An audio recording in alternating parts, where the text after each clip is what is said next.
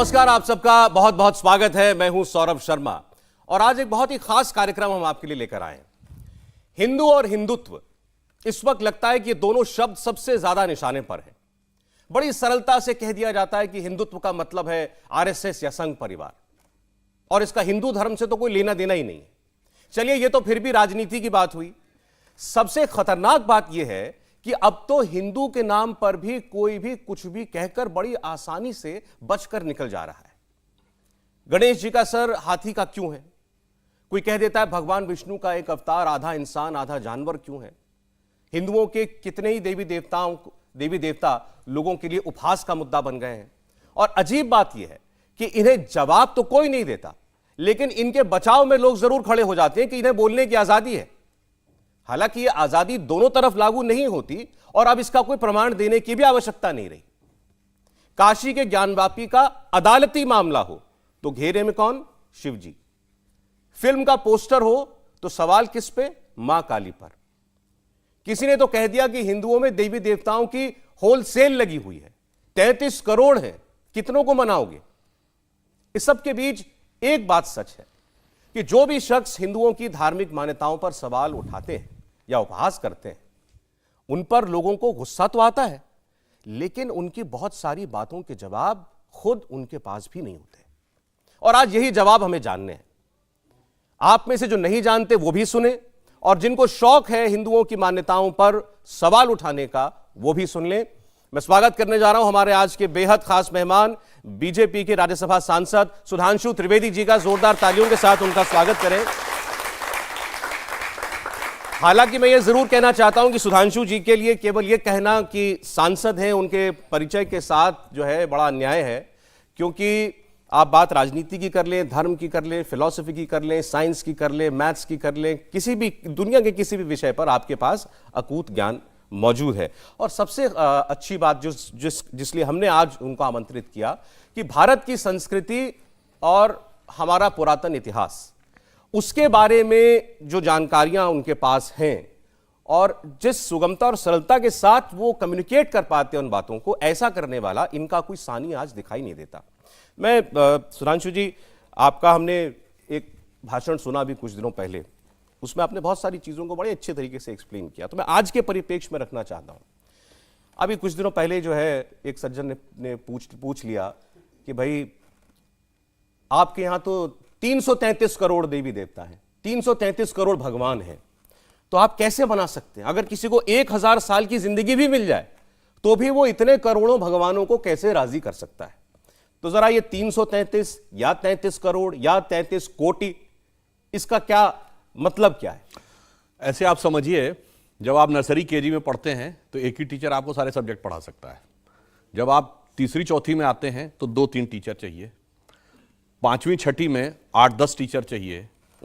10वीं 12वीं में आप आते हैं तो सब्जेक्ट अलग अलग हो जाता है। साइंस में जो फिजिक्स पढ़ाएगा वो केमिस्ट्री नहीं पढ़ाएगा, जो जूलॉजी बनाएगा वो नहीं पढ़ाएगा। जब आप पोस्ट ग्रेजुएशन में जाते हैं तो स्पेशलाइजेशन अलग अलग हो जाता है, और जब आप पीएचडी में जाते हैं तो टॉपिक एक एक हो जाता है। यानी वो एक सब्जेक्ट जिसको आप केजी में कहते थे सबे मिला के एक हैं, वो पीएचडी तक आते आते सैकड़ों हो जाते हैं।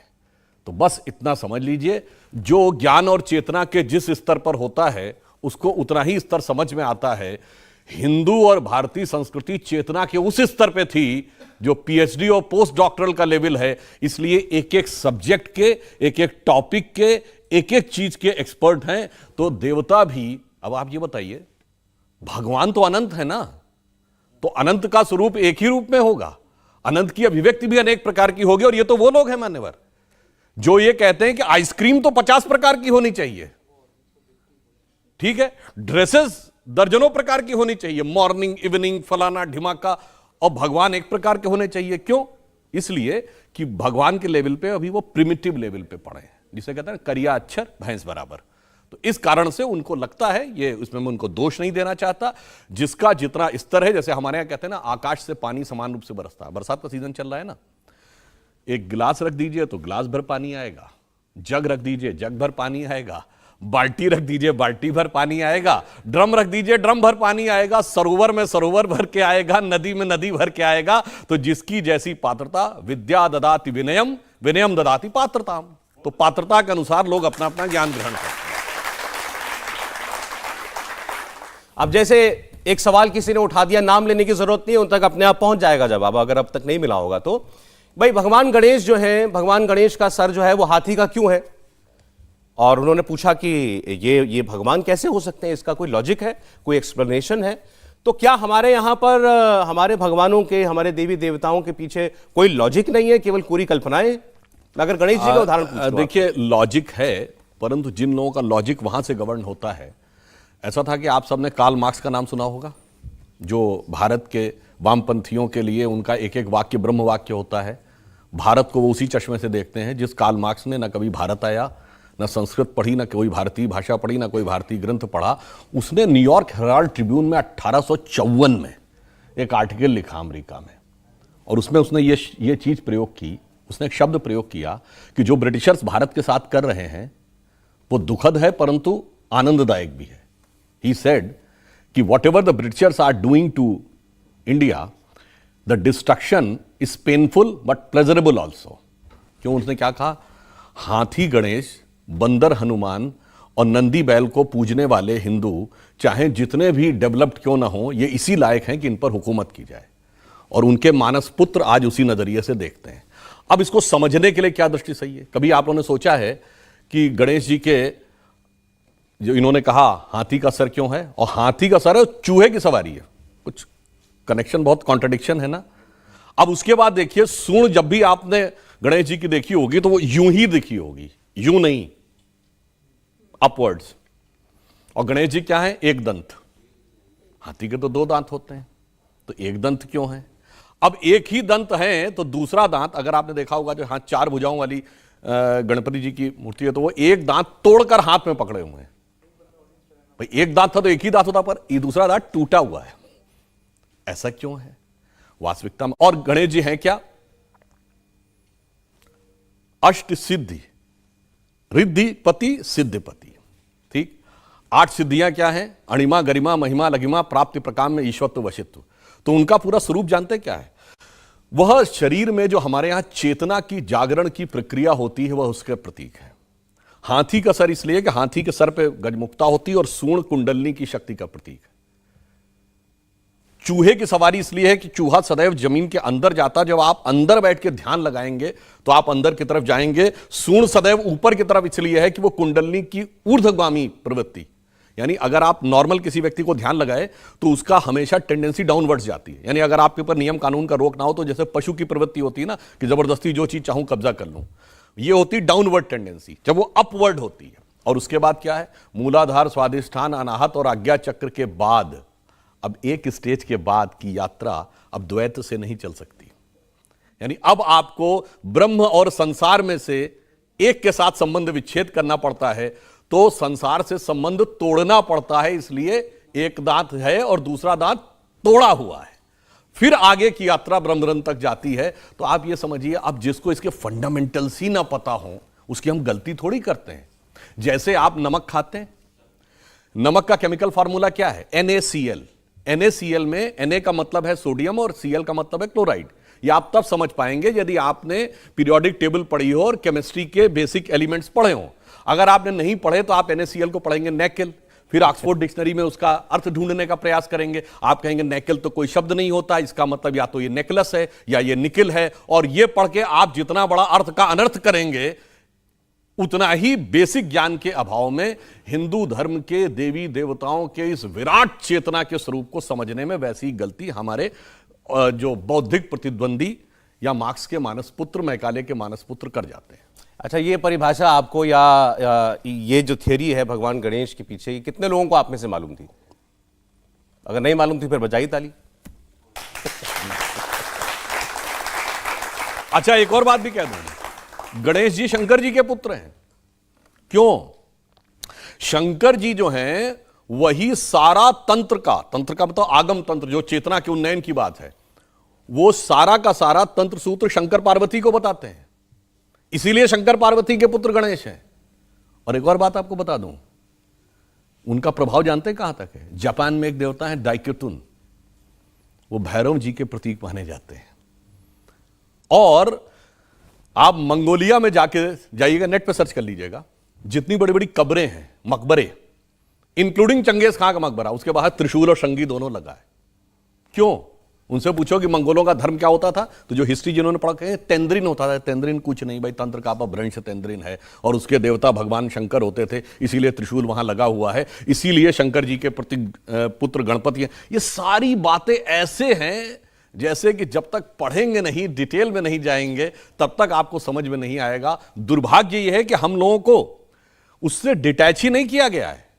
उसके प्रति एक अनास्था, उसके प्रति तिरस्कार, उसके प्रति अपमान, ये कुछ कुछ जानते हैं कैसी बात है। जैसे जब आपने क्लास 3 क्लास 4 में पढ़ना शुरू किया होगा, तो आपसे टीचर कहती होगी 4 - 3 = 1। आप 3 - 4 लिख दें तो डांट पड़ती थी कि 3 में से 4 नहीं घटाया जा सकता। तुम्हें नहीं पता है क्या? मगर 3 - 4 जो -1 होता है, -1 का स्क्वायर रूट i होता है, वो सारी बैलिस्टिक इक्वेशंस का बेस है। जितने बैलिस्टिक मिसाइल्स बनते हैं, इनकी जो इक्वेशंस होती है वो उस -1 से चलती है। तो जिसकी बुद्धि तीसरे चौथे लेवल पे है, उसको लगेगा ये बकवास है, -1 से क्या हो सकता है, -1 से कितना आगे जाता है। ये बात उससे पूछिए जिसने MSc या एरोनॉटिकल इंजीनियरिंग में डिग्री ले ली हो, उससे पूछिए तो बेहतर समझ में आएगा। देखिए, जैसे आपने भी भगवान शंकर का जिक्र किया, तो भगवान शंकर के बारे में मैं साफ कहूं तो वैसे तो कई लोग कहते हैं घर में शिवलिंग नहीं रखना चाहिए, लेकिन जो लोग रखते हैं या जो मंदिरों में जाते हैं, बच्चों को ले जाते हैं, तो वो समझा नहीं पाते कि हम किन की पूजा करने के लिए आए। और इसका उपहास मैंने टीवी पर देखा, एक व्यक्ति बैठ करके बड़ी अभद्र भाषा में बात कह रहे थे। उन्होंने कहा, आप हंसते हंसते उपहास उड़ाते उड़ाते कि अरे भाई, आप लोग लिंग और योनि की पूजा करते क्यों हैं? आप क्या क्या समझ है आप लोगों की? आप देखिए, अब यहां पे एक और बात कहता हूं। वैसे तो मैं पहले कहना चाहूंगा, चूंकि मैं धर्म का कोई आधिकारिक ज्ञाता नहीं हूं भाई, मैं कोई महामंडलेश्वर पुजारी या वो नहीं हूं, इसके बावजूद अपने जो भी सूक्ष्म ज्ञान है उससे बताने का प्रयास कर रहा हूं। यह भी हिंदू धर्म में एक बड़ी विचित्रता है। जानते हैं क्या है? आप किसी दूसरे धर्म में पूछिए तो जो अथोराइज व्यक्ति नहीं, उसके अलावा कोई इंटरप्रिटेशन नहीं कर सकता। आप पूछिए, कोई कहेगा मौलवी, मुफ्ती, बारी, मुकर्रम ही बोलेगा, आम आदमी नहीं बोलेगा। आर्क बिशप, कार्डिनल ही बोलेगा, और नहीं बोलेगा हमारे यहां सब बोलेगा, उल्टा सीधा बोलेगा, बगैर पढ़े हुए बोलेगा, बगैर जाने हुए बोलेगा। यह भी एक हमारी बहुत बड़ी समस्या है। अब आपको बताते हैं, देखिए क्या होता है कि जिन लोगों को उस विषय के बारे में जानकारी नहीं, एक छोटी सी बात कहता हूं। एक अब टेक्नोलॉजी ये आ गई है कि यदि कोई व्यक्ति बैठा है तो उसके जो मेंटल वेव्स हैं, उसका ऑरा दिखाई पड़ता है। उसको मैं नाम भूल रहा हूं, एग्जैक्टली वर्ड मेरे दिमाग से निकल रहा है। तो अब यह बात आई कि जब भी कोई व्यक्ति अच्छी मेंटल स्टेट में, आप खुश हैं, तो आपकी तरफ के ऑरा का वाइब्रेशन बड़ा स्मूथ होता है। जब आप दुखी होते हैं तो वो डिस्टर्ब होता है। यहां तक साइंस को दिख गया है। अब इसके आगे यह किया गया कि जब आप ध्यान लगा के बैठते हैं तो ऑरा आपका स्मूथ होने लगता है। स्मूथ होने के साथ पैराबोलिकल होने लगता है। अगर जाकर कहीं चेक करें तो आपको यह दिखेगा कि जब आप कोई व्यक्ति पूर्ण ध्यान की अवस्था में हो, उसका ऑरा लिया जाए तो वो बिल्कुल वैसा ही दिखेगा जैसा कि शिवलिंग के आकार का दिखता है। अब इसीलिए तो मैं कह रहा हूं, और शिव क्या है? ध्यान लगाइए तो वो उसके देवता हैं। इसीलिए शिव जी के पास तीसरा नेत्र है। तीसरा नेत्र किसका है? ज्ञान का प्रतीक है। तीसरा नेत्र खोलते ही क्या भस्म होता है? कामदेव भस्म होते हैं। कामदेव किसके प्रतीक हैं? वासना के प्रतीक हैं। इसीलिए हमारे यहां पुरुषों में तिलक और स्त्रियों में बिंदी लगाने की प्रतीक थी, क्योंकि सारा अनुसंधान तीसरे नेत्र पर है। और तीसरा नेत्र कब खुलता है? जब ये आंख बंद करके आप ध्यान में जाते हैं। इसलिए मैं कह रहा हूं कि उन चीजों के बारे में जिसको नहीं पता, ये जानते कुछ कुछ ऐसी बात है। मैंने बचपन में एक फिल्म देखी थी, शायद लेट 60s की थी, ब्लैक एंड व्हाइट जमाने की, भूल रहा हूं। उसमें जितेंद्र एक अशिक्षित व्यक्ति बने हुए हैं। वो ट्रेन में अंदर आते हैं और वो अपना बहुत बड़ा सा एक जो बोरा लादे होते हैं, वो चेन पुलिंग वाले उस पर टांग देते हैं। ट्रेन रुक जाती है।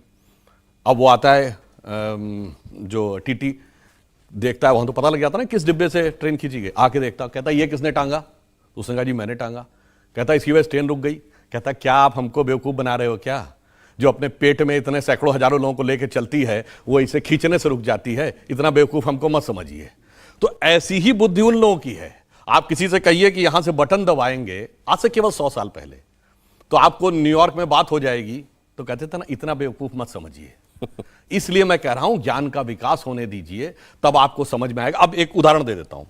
आज से केवल 60-70 साल पहले आप किसी से कहते दिल्ली में फैक्ट्री चल रही है तो कनाडा में बर्फ पिघल रही, तो कहा जाता है इतने अनसाइंटिफिक हो, इतने बेवकूफ हो, अरे हीट इतने मीटर से आगे नहीं जा सकती और तुम कह रहे हो हजारों किलोमीटर चली गई। आज ग्रीन हाउस इफेक्ट ने यह प्रूव किया है कि हमारे कमरे का आपका एसी भी नॉर्थ और साउथ पोल की बर्फ को पिघला रहा। क्यों? Entire earth is a cosmic unit. अरे उस स्तर तक पहुंचो तो तब तो समझ में आएगा कि यथार्थ क्या है। एक और उदाहरण देता हूं। ये जमीन के ऊपर लाइन है, ये क्या है? स्ट्रेट लाइन है ना? क्या ये स्ट्रेट लाइन है?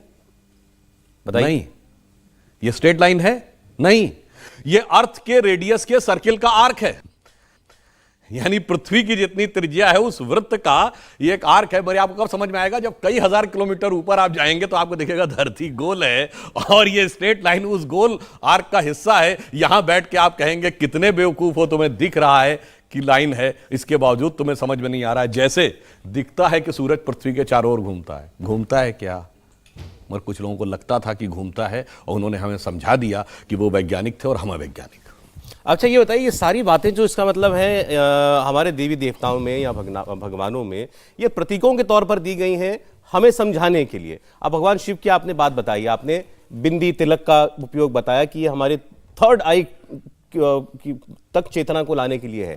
तो बाकी जो हमें उसमें प्रतीक दिखाई देते हैं, जटाएं हैं, एक चंद्रमा है, गंगा जी बह रही हैं, एक सांप है गर्दन गले में। बिल्कुल सही बात है, वो सांप भी है, वो काल भी हैं, वो गले में भी। वो क्या होगा कि अगर हम इस ढंग से जाएंगे तो एक एक चीज के ऊपर इतनी लंबी व्याख्या हो जाएगी कि आपका पूरा प्रोग्राम जो है एक ही बिंदु के ऊपर समाप्त हो जाएगा। मगर मैं एक और कहना चाहता हूं, ऐसा नहीं ये प्रतीक है, ये वास्तविकता में चेतना में घटित होता है। ये भगवान वास्तविकता में हुए और उन्होंने घटित किया। जैसे आप अभी टेस्ट कराते थे कोरोना के समय, ब्लड टेस्ट, तो रिपोर्ट जाके देखते थे तो उस पर कुछ बना होता था ना, सिंबल, नंबर लिखा होता था। तो कोई कहेगा नंबर तो प्रतीक है जो बता रहा है कि आपके शरीर में क्या। नहीं, प्रतीक नहीं है, आपके शरीर में वास्तविकता में क्या घटित हो रहा है ये नंबर उसको रिप्रेजेंट कर रहा है। तो इसका अर्थ ये नहीं कि नंबर सिर्फ एक नंबर है, ये वास्तविकता में आपके अंदर जो कुछ घटित हुआ है उसका रिप्रेजेंटेशन है। तो इसलिए हमारे सभी जो देवी देवता हैं वो वास्तविक थे और वास्तविकता में कैसे घटित होता है ये उनके स्वरूप में दिखता है। अच्छा, लेकिन फिर बहुत सारी चीजें ऐसी भी हैं जो हमें दिखाई देती हैं, लेकिन फिर हम उस, जब कोई कहता है तो हम उस पर ऑब्जेक्ट भी करते हैं। मैं जैसे महुआ मोइत्रा वाली जो कंट्रोवर्सी हुई, उन्होंने माँ काली के बारे में जो बोला वो लाना चाहता हूँ, किसी पॉलिटिकल एंगल से नहीं, लेकिन जो चर्चा हम आज कर रहे हैं उसमें ये शामिल होती है। इसीलिए उन्होंने कहा कि मेरे लिए माँ काली जो है वो एक मीट ईटिंग और अल्कोहल एक्सेप्टिंग देवी हैं और मैं उनको इस रूप में मानती हूँ। लोगों ने भी देखा है कि हाँ, जो उनकी माँ काली का जो प्रतीक है उसमें खप्पर भी है, नीचे दैत्य भी पड़ा हुआ है, हाथ में जो है त्रिशूल भी है, सब कुछ है। तो फिर हम इस पर एजिटेट भी हो जाते हैं। तो ये क्या हम अलग अलग तरीकों से इंटरप्रेट करते हैं? देखिए, मैं भी इसमें पॉलिटिकल पॉइंट पे नहीं जाना चाहूँगा।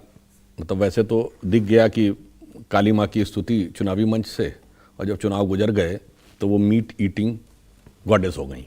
खैर, वो विषय पे नहीं जाना चाहेंगे। मैं सिर्फ ये कहना चाहूँगा, यही तो मैंने बात कही थी कि जिसने उस विषय के बारे में कितनी जानकारी ली है, जिसको जानकारी यदि नहीं है उसके बावजूद आदमी अपना इंटरप्रिटेशन दे तो वह अपने आप में बहुत हास्यास्पद नजर आ जाता है। जैसे मैंने अभी बताया ना कि 3 - 4 = बिल्कुल गलत है साहब, मगर इसके बावजूद तो कलाम साहब से पूछिए गलत है कि नहीं। अब ये बताइए, आसमान आप देखते हैं तो नीला है, नीला है क्या? ये दिखता है नीला। उसी प्रकार से इस ढंग के अपशब्दों का प्रयोग करना बहुत गलत है कि आपको उसको शराब, मीट और इस प्रकार की चीजों से कनेक्ट करें। मैं कहना चाहता हूं फंडामेंटल्स में जाएं और बगैर ज्ञान के मत बोलें।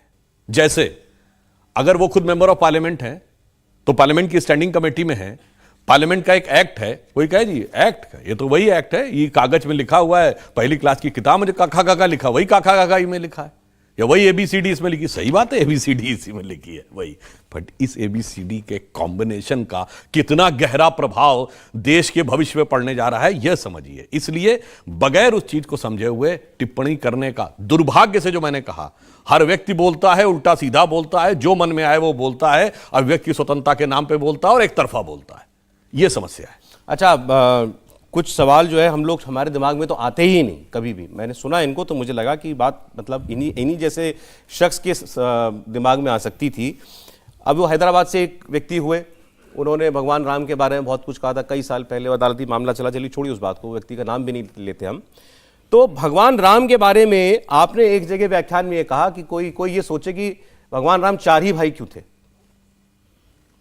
लक्ष्मण ही उनके साथ वन में क्यों गए थे, भरत ही जो है वो राज क्यों संभाल रहे थे, और भगवान राम के लिए हनुमान जी भरत के जैसे ही प्रिय क्यों थे। देखिए, ये वास्तविकता में सही है। आप में से बहुतों ने, हम सबने रामायण पढ़ी है, परंतु अब आजकल के बच्चे भी इस ढंग से तर्क वितर्क करते हैं ना, तो उनसे कहना चाहिए बेटा हम तुमको और बेहतर तर्क बताने के प्रयास करते हैं।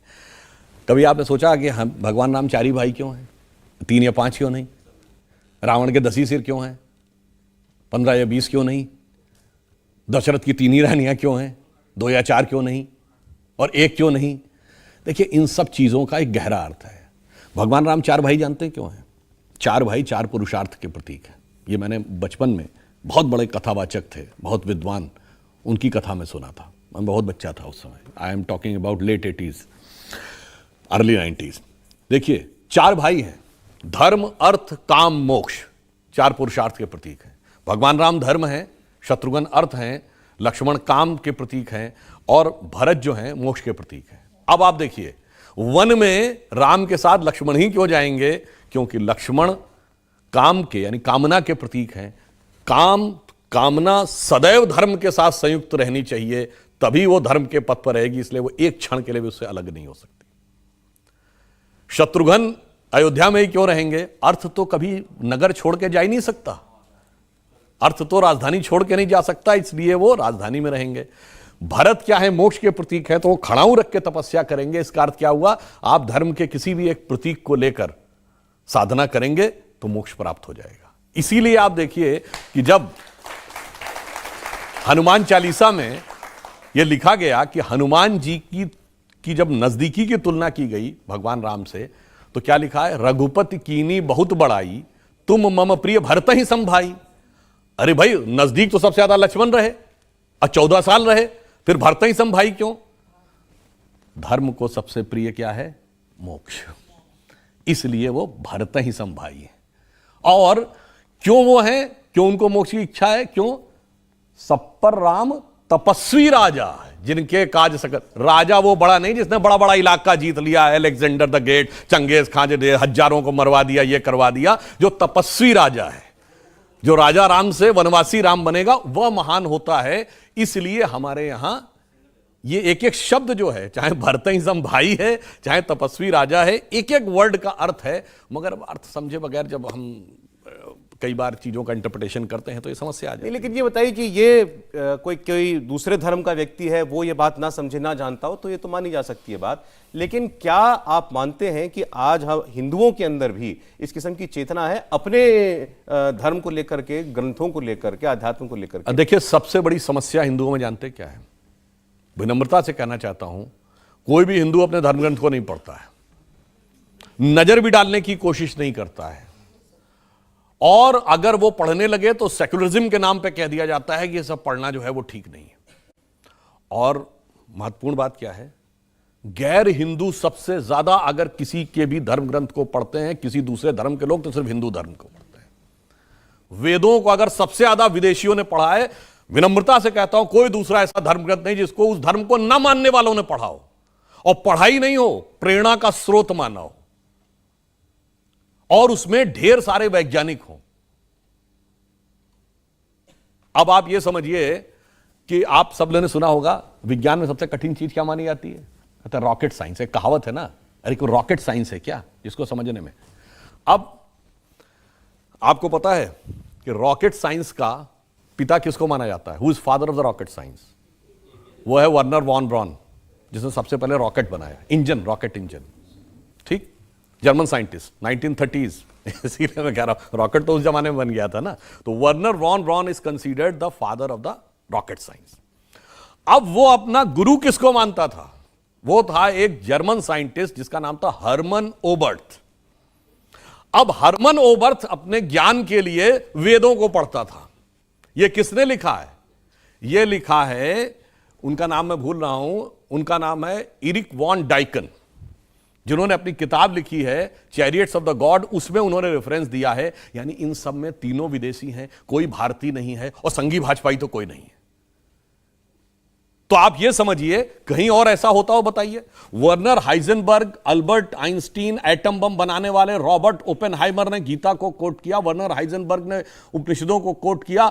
बताइए बाहर के लोग पढ़ पढ़ कर इतना ज्यादा उससे ज्ञान प्राप्त करके उसकी प्रशंसा करते हैं, और हम में आप में से अगर यह पूछा जाए किसी से कि 6 वेदांग कौन हैं, षठ दर्शन क्या हैं, तो हम में 10 में से 9 लोगों को नहीं पता होता है।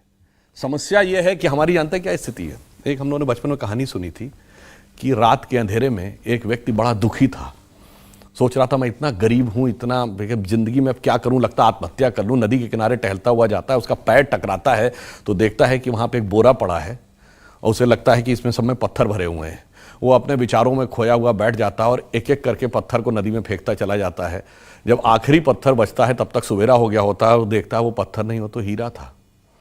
तो हमारी आपकी स्थिति उसी व्यक्ति की तरह है जिसके पास पत्थरों से भरा हुआ थैला पड़ा है, सॉरी हीरों से भरा हुआ थैला पड़ा है, और आप उसे पत्थर समझकर वेस्ट करते चले जा रहे हैं।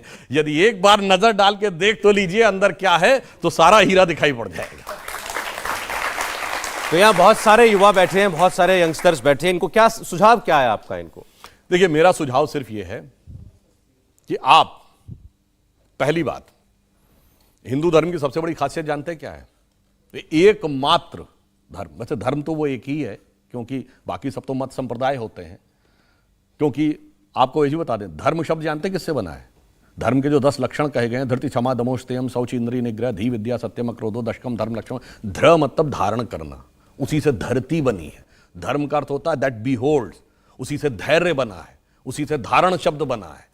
यानी जब आप उस चीज को, एलिमेंट को धारण करने की क्षमता, इसे धरती है, धरती की कोई पहचान नहीं है, उस पे बने रास्तों की पहचान है। इसीलिए हमारे क्या कर गया, पंथ, पंथ रास्ते का भी पर्यायवाची है। तो बाकी मत संप्रदाय, उनका अपना एक पहचान है, अपना एक डेस्टिनेशन है, और धर्म की पूरी, वो धर्म सभी को धारण करता है, उसके लिए सारे पंथ बराबर है। इसलिए मैं कहना चाहता हूं, उसमें सबसे बड़ी खासियत जानते हैं क्या है? कि that is the only, if anybody consider religion which allows discussion on the religious text. वेदों में शास्त्रार्थ की व्यवस्था है, बाकी जगह कहा जाता है डिस्कशन नहीं, जो कह दिया गया मान लो, और नहीं मानोगे तो नरक में जाओगे, और दूसरी जगह कहा जाता नहीं मानोगे तो सर काट दिया जाएगा। तो कहते हैं कि ईमानदारी से डिस्कशन करिए, डिस्कशन के बाद जो आपका थॉट आए उसको एनालाइज करिए, और उसके बाद फाइनल कंक्लूड करिए। मगर बेसिक एलिमेंट पढ़ने के बाद डिस्कशन करिए। जैसे फिजिक्स केमिस्ट्री मैथ पढ़ने के बाद ही इंजीनियरिंग पे डिस्कशन करिए, जूलॉजी बॉटनी केमिस्ट्री पढ़ने के बाद ही मेडिकल पे डिस्कशन करिए, फंडामेंटल अंग्रेजी समझने के बाद ही शेक्सपियर के लिटरेचर पर टिप्पणी करिए, मूलभूत संस्कृत पढ़ने के बाद ही कालिदास की मीमांसा करिए। तो समस्या यह है कि आप, मैं ये कहना चाहूंगा कि सब लोग पढ़िए, गौर से पढ़िए, जितने प्रश्न हो सबको मन से विचार करिए। और मैं ये भी कहना चाहूंगा, भाई आपको यहां की बात वो लगती है, मैं एक उदाहरण देना चाहता हूं। आपको पता है कि सबसे बड़ा मैन मेड ऑब्जेक्ट कौन है पहला, जो सोलर सिस्टम के बियॉन्ड गया है? वो क्या है? वॉयेजर, एक सैटेलाइट है जो 1978 में छोड़ा गया था, वो सौरमंडल के पार जा चुका है। उस पर एक संदेश अंकित है जो परग्रही सभ्यताओं के लिए है। उस संदेश को जिसने डिजाइन किया, उस साइंटिस्ट या कॉस्मोलॉजिस्ट का नाम है कार्ल सैगन। जाइएगा नेट पे सर्च करिएगा, कार्ल सैगन ने क्या बोला है हम लोग, हमारे आपके बारे में, भारत के बारे में, हिंदू धर्म के बारे में। उसने यह लिखा है कि अब साइंस जिस कंक्लूजन में पहुंची है, the परपीचुअल creation and destruction of universe and the infinite rebirth of the universe, यानी ब्रह्मांड का निरंतर सृजन और विध्वंस और उसके अनंत जन्मों की अवधारणा, जो आज विज्ञान जहां पहुंचा है, यह हिंदू धर्म के सिद्धांत में दिखाई पड़ती है। और उसने कहा कि जो एक घटी से लेके ब्रह्मा के दिन तक जाते हैं, जो 3.64 बिलियन ईयर्स तक ब्रह्मा की आयु है, और 1.97 बिलियन ईयर्स हम धरती की आयु मानते हैं, उसने कहा only the modern cosmological calculation matches with the ancient Hindus. बाकी सब तो 1000 पे अटक गए, कोई लाख तक नहीं पहुंचा, हम अरब तक पहुंचे। तो इसलिए मैं कह रहा हूं, उसको देखिए, आर्थर शोपेनहावर को पढ़िए, जिसने कहा Upanishadic philosophy the height of human, product of highest human wisdom. अगर थोड़ा सा भी आप अंग्रेजी में पढ़ना चाहते हो तो इनको पढ़ लीजिए, हिंदी में पढ़ना चाहते हैं तो स्वामी विवेकानंद और शंकराचार्य को पढ़ लीजिए, और यदि किसी को सौभाग्य से संस्कृत आती हो अच्छी, फिर तो आप सीधे सीधे ग्रंथ को पढ़ लीजिए। और आप पढ़ेंगे तो आपको जानते क्या समझ में आएगा, जीवन की बहुत बड़ी सार्थकता समझ में आएगी। क्योंकि आपको एक और बात बताऊं, दुनिया में जितने भी देश हैं सब में क्रांतियां हुई हैं, भारत में क्रांति नहीं हुई कभी। आपने बड़े देशों में चीन की क्रांति सुनी है, फ्रांस की क्रांति, ब्रिटेन की क्रांति, अमेरिका की क्रांति, रूस की क्रांति, भारत की क्रांति क्यों नहीं हुई? कारण जानते क्या है? क्रांतियां वहां होती जहां बाहर पाने के लिए संघर्ष ज्यादा होता है। हमारे यहां क्या था कि अंदर की तरफ उतरो। जब अंदर की तरफ आप उतरते हैं, और मैंने क्या बताया था शुरू में, गणेश जी की सूंड ऊपर की तरफ है, तो डाउनवर्ड से अपवर्ड जब होते हैं, तो जब सूर्य डाउनवर्ड से अपवर्ड जाता है तो उसे क्या कहते हैं? मकर संक्रांति। तो उसी प्रकार जब आपकी प्रवृत्तियां डाउनवर्ड से अपवर्ड की तरफ होती हैं तो आपके अंदर संक्रांति घटित होती है। इसलिए इस देश में क्रांति नहीं होती, इस देश में संक्रांति होती है। और इसीलिए if anybody considered it as a religion, ये एकमात्र रिलीजन है, इफ समबडी कंसीडर, जिसमें कोई कन्वर्जन का कॉन्सेप्ट नहीं है, किसी को हिंदू नहीं बनाना है। इसीलिए गैर हिंदू खूब तारीफ करते, फिर भी हम नहीं कहते तुम हिंदू बन जाओ। दूसरा, इसीलिए इंडिया एकमात्र कंट्री है जिसने नेवर वेंट फॉर इन्वेजन, जिसने कभी दुनिया पर कब्जा करने की कोशिश नहीं की कि मैं कब्जा कर लूंगा। चूंकि हमने तो कहा कि भाई अपने को जीतो। भगवान बुद्ध, भगवान महावीर से लेके, मैंने शंकर जी का जो उदाहरण था, सब कहते हैं अपने पे विजय प्राप्त करो। इसलिए मैं अटल जी की कविता की जो बड़ी फेमस पंक्ति है, हिंदू तन मन हिंदू जीवन, रग रग हिंदू मेरा परिचय, उसके अंतिम छंद में पूरी तरह समराइज होता है। उन्होंने लिखा है, होकर स्वतंत्र मैंने कब चाहा मैं कर लूं जग को गुलाम, मैंने तो सदा सिखाया है करना अपने मन को गुलाम। गोपाल राम के नामों पर कब मैंने अत्याचार किया, कब दुनिया को हिंदू करने घर घर में नरसंहार किया। कोई बतलाए काबुल में जाकर कितनी मस्जिद तोड़ी। भूभाग नहीं शत शत मानव के हृदय जीतने का निश्चय, हिंदू तन मन हिंदू जीवन, रग रग हिंदू मेरा परिचय।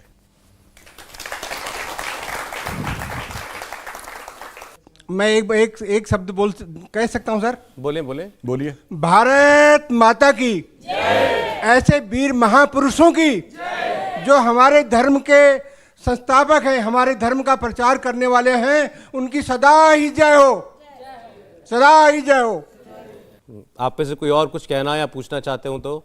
नमस्कार सर, मेरा नाम चिराग जैन है, मैं दिल्ली विश्वविद्यालय में पढ़ता हूँ। और जैसा कि आपने बोला कि हमारा सनातनी, हमारा हिंदुत्व ये सिखाता है कि सर्वे सुखम भवन्तु, लेकिन सर हमने अभी कुछ दिन पहले देखा, बिहार से एक बहुत चौंकाने वाली खबर आई कि 2047 तक एक बहुत बड़ा उद्देश्य देश में लाया जा रहा है और ये कहा जा रहा है कि हिंदुस्तान को इस्लामिक देश बना दिया जाएगा। सर जब ये खबर आई तो हम सब बहुत हैरान हुए, क्योंकि हमारा हिंदुत्व या हमारा धर्म हमेशा ये सिखाता है कि अपने धर्म का तो पालन करो, लेकिन दूसरे धर्म का भी आदर करो। ऐसे में अगर कट्टरपंथी हमारे देश को लेकर ऐसी विचारधाराएं बनाएंगे तो हमारा देश कैसे आगे बढ़ेगा? वैसे इसमें जो आपने बात बोली, मैं पहले एक उदाहरण दे देता हूं और फिर मैं जवाब देता हूं। बहुत बड़े बीबीसी के पत्रकार हुए मार्क टेली। पुराने लोगों को याद होगा, बीबीसी लंदन से खबर आती थी तब मार्क टेली उसको बोलते थे। उन्होंने अभी 2019 में, पुरानी बात नहीं है, द इक्वेटर मैगजीन में एक आर्टिकल लिखा जिसमें उन्होंने ये लिखा है, Muslims in India are the luckiest. Bharat के मुस्लिम सर्वाधिक भाग्यशाली हैं। और उन्होंने कारण क्या लिखा कि मैं दिल्ली के निजामुद्दीन इलाके में 26 साल रहा, और निजामुद्दीन में एक तरफ हजरत निजामुद्दीन औलिया की दरगाह थी और ठीक उसके सामने तबलीगी जमात का ऑफिस था। उन्होंने कहा दुनिया में कोई भी दूसरा देश होता तो दोनों एक साथ नहीं रह सकते थे। 26 साल में एक ने किसी दूसरे को नष्ट जरूर कर दिया होता, परंतु भारत में दोनों एक साथ रह रहे हैं। तो इसलिए मुस्लिम भाग्यशाली हैं कि वो अपने मजहब में जैसे चाहें वैसे इबादत करने की जो स्वतंत्रता उन्हें भारत में है, ये दुनिया में कहीं नहीं। इसीलिए हम एकमात्र देश हैं जहां इस्लाम के सारे फिरके पाए जाते हैं। इकलौते देश, किसी मुस्लिम देश में नहीं पाए जाते। परंतु इस संस्कृति को नष्ट करने का जो प्रयास है, दुर्भाग्य की बात यह है कि उस कट्टरपंथी विचार पर कंट्रोल लगाने और नियंत्रण लगाने की बजाय, उसे डिस्करेज करने की बजाय उसे इनकरेज करने का प्रयास किया जाता है। यह अपने आप में बहुत दुर्भाग्यपूर्ण। पर यह भी ध्यान रखिए, और हमारे आपके लिए बहुत जरूरी, जो कहते हैं ना कि सब मिलके रहो, सारे साथ में रहो, बिल्कुल, मगर यह भी ध्यान रखना है कि जिसको आप साथ में ले रहे हैं उसमें कोई आपको नुकसान देने वाली चीज तो नहीं है। जैसे कोरोना में आप तब बचे रहे जब मुंह पे मास्क था कि वायरस को अंदर नहीं आने देना है, और अगर गलती से मास्क अंदर आ गया वायरस तो शरीर की इम्यूनिटी स्ट्रांग इतनी रखनी है कि वायरस को किल कर दे। अगर आप न इम्यूनिटी स्ट्रांग रखेंगे न मास्क रखेंगे, उसके क्या कर देंगे, आ जाओ भाई सब आ जाओ, तो आपका तब कब तक जो है राम नाम सत्य हो जाएगा। इसलिए जो सिद्धांत कोरोना ने दिखाया कि व्यक्ति पे लागू होता है वही समाज और राष्ट्र पर भी है। तो जितना अब आपसे कहते हैं ना पढ़ाई लिखाई पे ध्यान करो, डेवलपमेंट पे ध्यान करो, बिल्कुल साहब, जितना पढ़ाई जरूरी है, जितना लिखाई जरूरी है, जितना कमाई जरूरी है, उतना ही खतरनाक वायरस की धुलाई भी जरूरी है। Thank you sir.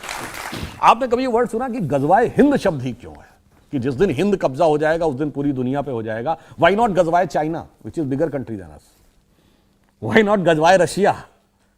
कारण जानते क्या है, ये भारत दुनिया की एक अद्भुत भूमि है। हम दुनिया की एकमात्र सभ्यता हैं जो हजारों साल से आज तक कभी नष्ट नहीं हुए। हम दुनिया की कॉन्शियस एनर्जी के वाइब्रेशन के सेंटर हैं। इसलिए कहते हैं ना, दिल्ली पे कब्जा कर लो तो हिंदुस्तान पे कब्जा हो जाएगा। अब जैसे इनका चैनल है, अब कोई कह दे कि साहब हेड ऑफिस पे हमारा कब्जा हो जाए तो फिर सारे ट्रांसमिशन पे हमारा कब्जा है। तो सुनिए, दुनिया की वाइब्रेंट एनर्जी का जो हेड ऑफिस है वो भारत है। इसलिए यहां हवा में सिद्धांत नहीं दिया गया कि गजवाए हिंद करना है। तो भारत के अंदर एक अद्भुत शक्ति है, बट अफसोस जानते क्या है, हम ही नहीं समझते अपनी शक्ति को।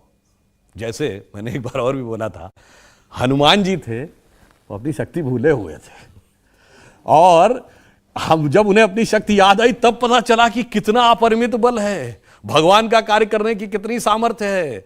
अब समस्या क्या है कि जैसे थोड़ी थोड़ी शक्ति याद आ रही है तो बहुत सारे काल नेमी लगे हुए हैं कि नहीं नहीं नहीं सोते रहो, शक्ति याद नहीं आनी चाहिए। इसलिए मगर याद रखिए, आपके अंदर इतनी शक्ति है, इतनी अपरिमित शक्ति है कि उसको अगर आप देखेंगे तो आप, जैसे मैंने एक फॉरेन में एक स्पीच, जी, जगाना पड़ता है, और जब जागृत हो रही है तो एक और बात समझिए, मैं लास्ट में कहता हूं इंडिया क्या है। मैंने एक मतलब फॉरेन में सुना था, अंग्रेजी में बता रहा हूं। उसने कहा व्हाट इंडिया इज, आप कहेंगे India is a geographical entity, जमीन का टुकड़ा। उसने कहा no, it's more finer and subtle than that, यानी इससे ज्यादा सूक्ष्म है। आप कहेंगे चलो, अगर इतिहास से ज्यादा मतलब भूगोल से ज्यादा सूक्ष्म है तो इतिहास नहीं है, उससे ज्यादा सूक्ष्म है। तो आप कहेंगे उससे ज्यादा सूक्ष्म क्या है? संस्कृति। कहते नहीं उससे ज्यादा सूक्ष्म है, उससे ज्यादा सूक्ष्म है धर्म। कहते नहीं उससे ज्यादा सूक्ष्म है, तो उससे ज्यादा सूक्ष्म है आध्यात्म। कहता नहीं उससे ज्यादा सूक्ष्म है, तो कहता उससे ज्यादा सूक्ष्म क्या है भारत में? तो जानते हैं क्या बोला उसने? कहा भारत वो धरती है, जैसे सूर्य में प्रकाश कैसे आता है, न्यूक्लियर फ्यूजन होता है ना, दो हाइड्रोजन के न्यूक्लियस मिलकर हीलियम बनाते हैं, और हाइड्रोजन बम भी ऐसे ही बनता है। और जब बम का विस्फोट होता है तो वहां पे बहुत सारे रेडिएशंस फैल जाते हैं ना।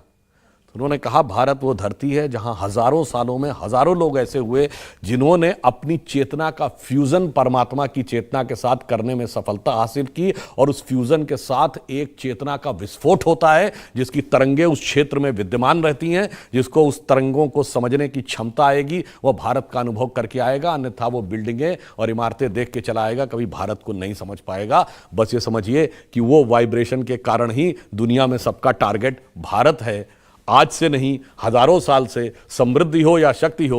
अलेक्जेंडर भारत के लिए आ रहा था, ग्रीक, हून, शक, पार्थियन वहां से लेके वो भारत के लिए थे, कोलंबस भारत के लिए चल रहा था, मैगलिन भारत के लिए चल रहा था, वास्को डिगामा भारत के लिए चल रहे थे, सब भारत के अनुसंधान के लिए चल रहे थे। बस भारतीय अपना अनुसंधान नहीं कर रहे हैं। एक बार अंदर झांकिए और सारा का सारा आपके सामने शक्ति सामने आ जाएगी। सर एक दो बातें और, क्योंकि इस पर क्रिटिसिज्म बहुत होता है। हमारे यहाँ पर कहा जाता है कि भाई आपके यहाँ पर इतने सारे गुरु क्यों हैं? एक तो भगवान इतने सारे, चले उसके आपने, फिर हमारे पास गुरु बहुत सारे हैं हमें बताने के लिए, और हम उन गुरुओं को कई बार जो है भगवान का दर्जा भी देते हैं। देखिए, गुरु इसलिए ज़्यादा है, जैसा मैंने पहले बताया, जब आप पोस्ट ग्रेजुएट में जाते हैं डिपार्टमेंट में बहुत सारे टीचर होते हैं। जब आप बेसिक में रहते हैं तो एक ही टीचर काफ़ी रहता है। तो जब आप ज्ञान के उच्चतर स्तर पे होंगे तो बहुत सारे गुरु। अब जहाँ तक भगवान की बात है, देखिए भगवान तो भगवान है, परंतु किसी की आस्था है तो वो किसी भी चीज़ में भगवान मानेगा तो उसके अंदर चेतना का उदय हो सकता है। आप माता पिता को ईश्वर के समक्ष मानिए, अगर आप सारा अपनी समर्पण कर दीजिए, आपके अंदर नई चेतना का उदय होगा। अपने गुरु को मान लीजिए, नई चेतना का उदय होगा। नहीं तो अगर एक पत्थर की मूर्ति में भी आप पूरी आस्था से अपने मन की भावना केंद्रित कर देंगे तो भी आपके अंदर एक नई चेतना का उदय हो सकता है। तो भगवान एक शक्ति है जो हमारे ही अंदर है। हमारे यहाँ कहा गया अहम ब्रह्मास्मि।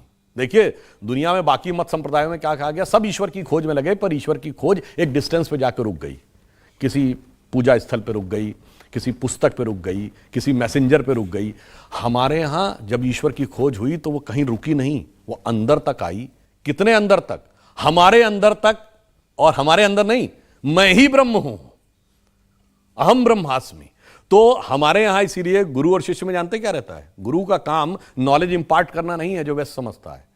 हमारे यहां गुरु का काम है उसके ऊपर से जो माया का आवरण है वो हटा देना। इसीलिए शिष्य शब्द जो है वो हिंदी या संस्कृत के शेष शब्द का एडजेक्टिव है, रिजिडुअल। जब आप हटाते हैं ना कोई चीज तो बचा हुआ शेष होता है। तो कहता और कुछ नहीं करना है, शिष्य तो अंदर तो ब्रह्म स्वरूप है ही है, वो तो भगवान का ही स्वरूप है, बस केवल उसके ऊपर जो डार्कनेस आ गई है उसको हटा देना है। वो जो शेष बचेगा वही क्या होगा, वह पूर्ण होगा। इसीलिए एक संस्कृत का श्लोक हम लोग खूब सुनते हैं गुरु और शिष्य के बारे में, उसका अर्थ नहीं जानते। ओम पूर्णमिदं पूर्णमदः पूर्णात् पूर्णमुदच्यते पूर्णस्य पूर्णमेवाय पूर्णमेवावशिष्यते। यानी मैं पूर्ण हूं, पूर्णमिदं, यह पूर्ण है, पूर्णमदः, पूर्ण में से पूर्ण निकालना है। और जब मैं पूर्ण में से पूर्ण निकालूंगा तो शेष भी पूर्ण ही बचेगा। When I will take infinity out of the infinity, the residual will always be infinity. अंत में आपने बहुत सारे प्रश्नों के उत्तर दिए, लोगों के मन में जो बातें थी उनको भी आपने सुना और जवाब दिया। आप एक कविता मैंने आपको सुना था कहते हुए, इतना सब कुछ हो गया, आज आपने बहुत चेतना जागृत करने के भी प्रयास किए हैं, आह्वान भी किया है। हो गए हैं स्वप्न सब साकार कैसे मान ले हम, तो अभी कुछ बचे हैं स्वप्न? हाँ भाई, ये है आज़ादी की, स्वतंत्रता का अमृत महोत्सव है। हम बड़े खुश हैं कि हम स्वतंत्र हो गए, पर हमारे तंत्र में स्व कितना है? ये वही स्वराज्य है जिसके लिए लोकमान्य तिलक ने कहा था। ये वही स्वराज है जिसको महात्मा गांधी ने हिंद स्वराज कहा था। डॉक्टर हेडगेवार ने 1920 में पूर्ण स्वराज्य का प्रस्ताव लाने का प्रयास किया था नागपुर कांग्रेस अधिवेशन में, परंतु जब वो नहीं स्वीकार हुआ तो वो बात अलग हुई। तो ये स्व का तत्व है, अभी तक इसका संघर्ष जारी है। और यदि प्रधानमंत्री जी ने कहा कि अमृतकाल है, 75वें वर्ष से लेकर जब 100 साल पूरे होंगे 2047 में, तब तक भारत को अपने वास्तविक स्वरूप में आना है, तो वो स्व तत्व दिखना चाहिए। इसीलिए मैंने कहा था कि हो गए हैं स्वप्न सब साकार कैसे मान ले हम, टल गया सर से व्यथा का भार कैसे मान ले हम, वेश वाणी तत्व दर्शन दूसरों का यह सभी ले, विकृति को हम ग्रहण करते निज प्रकृति को आज भूले, इस विदेशी नकल को अब अस्मिता क्या मान ले हम, हो गए हैं स्वप्न सब साकार कैसे मान ले हम। और उसमें चुनौती कौन बता रहा है? राष्ट्र को सब लोग भूले, स्वार्थ है युग मंत्र सारा, वर्ग जाति विभेद की अब बह रही है कलुष धारा, इस अमा के तिमिर को अब अरुणिमा क्या मान ले हम, टल गया सर से व्यथा का भार कैसे मान ले हम, हो गए हैं स्वप्न सब साकार कैसे मान ले हम। इसलिए फिर मैं करना क्या है? स्वतंत्रता को सार्थक करने, ये अटल जी की लाइन थी, स्वतंत्रता को सार्थक करने कमर कसें बलिदान करें, जो पाया उसमें खो न जाएं, जो खोया उसका ध्यान करें। नमस्कार सुधांशु जी, मेरा नाम सौम्या है और मैं ये चाहती हूँ कि हमारी युवा पीढ़ी हमारे ग्रंथों से जुड़े ताकि उसको सही जानकारी मिले। देखिए, मेरा जो आपका कहना है, ये जानते हैं उत्तरदायित्व किस पे है? ये सबसे पहला उत्तरदायित्व माता पिता पे है, और उसमें भी सबसे ज़्यादा माता पे है, क्योंकि माता प्रथम गुरु है। कारण क्या है कि हम सब में कहीं ना कहीं, हम सबके मन में जानते हैं क्या मनोभाव हो गया है कि हमारे बच्चे पढ़ लिख कर बड़े आदमी बन जाएं और चाहे जो करें। फिर जब हम एडवांस एज में जाते हैं तब हमें समझ में आता है वो और चाहे जो भी बड़ा इंपॉर्टेंट था। तो बच्चे पढ़ के बड़े तो बन जाते हैं, पर यदि उनके अंदर सिर्फ ज्ञान रहेगा, सिर्फ इंटेलिजेंस रहेगी और संस्कार नहीं होगा, तो फिर जानते हैं क्या हो सकता है? बहुत इंटेलिजेंट आदमी भी गलत दिशा में जा सकता है। डॉक्टर होके अफजल गुरु बन सकता है, चार्टर्ड अकाउंटेंट होके याकूब मेनन बन सकता है, सॉफ्टवेयर का जानकार होके बुरहान वानी बन सकता है, और एरोनॉटिकल इंजीनियरिंग का जानकार होकर खालिद शेख और मोहम्मद अट्टा भी बन सकता है, और बहुत अरबपति खरबपति बन के भी ओसामा बिन लादेन बन सकता है। इसलिए संस्कार पे ध्यान दीजिए, मन क्या बन रहा उसका इस पे ध्यान दीजिए, बुद्धि क्या बन रही केवल इस पे ध्यान मत दीजिए। तो बहुत शुक्रिया करते हैं आज सुधांशु त्रिवेदी जी का, जोरदार तालियों के साथ। आज राजनीति की बातें नहीं हुई, एक नए अवतार में हमने आपको देखा और बहुत ही प्रेरणादायक आपकी आज बातें रही। बहुत बहुत धन्यवाद सुधांशु जी, आज हमारे स्टूडियो में आप आए। धन्यवाद।